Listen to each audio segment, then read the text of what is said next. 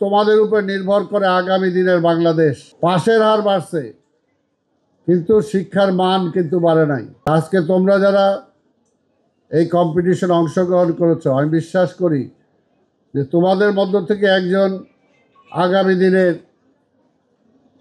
হয়তো রাজনীতিতে অনেক, তোমরা মন্ত্রী হবা, এমপি হবা, একজন ভালো ইঞ্জিনিয়ার হবা, একজন ভালো ডাক্তার হবা, একজন ভালো প্রশাসক হবা।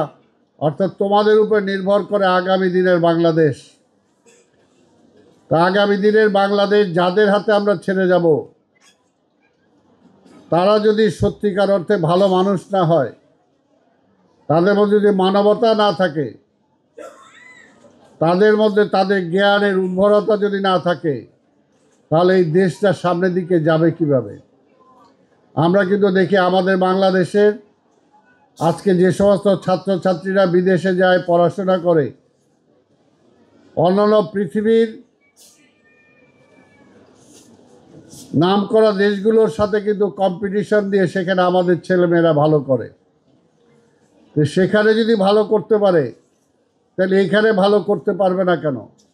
কিন্তু আজকে এখানে আমাদের উন্মুক্ত বিশ্ববিদ্যালয়ের ভিসি এখানে উপস্থিত আছেন। এটা তো বলতে দ্বিধা নাই যে গত 2টা যুগ ধরে শিক্ষার মান কিন্তু অনেক নিচে নেমে গেছে।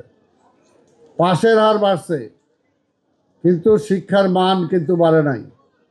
ঢাকা বিশ্ববিদ্যালয়ের এক সময় কোথায় ছিল? প্রাচ্যের অক্সফোর্ড আমরা বলতাম, আর আজকে কোথায় আসছে? এই কারণে, এটা কারণটা হলো যে আমার মধ্যে যদি দেশপ্রেমটা না আসে, সমাজের প্রতি যদি আমার ভালোবাসা না আসে, আমার মা বাবা, আমার আত্মীয় স্বজন, আমার পাড়া প্রতিবেশী, আমার এলাকাকে যদি আমি ভালোবাসতে না শিখি, তাহলে কিন্তু অন্যান্য বিষয়গুলো আমার মধ্যে আসবে না। প্রত্যেকটা জিনিস একটা কমিটমেন্ট লাগবে।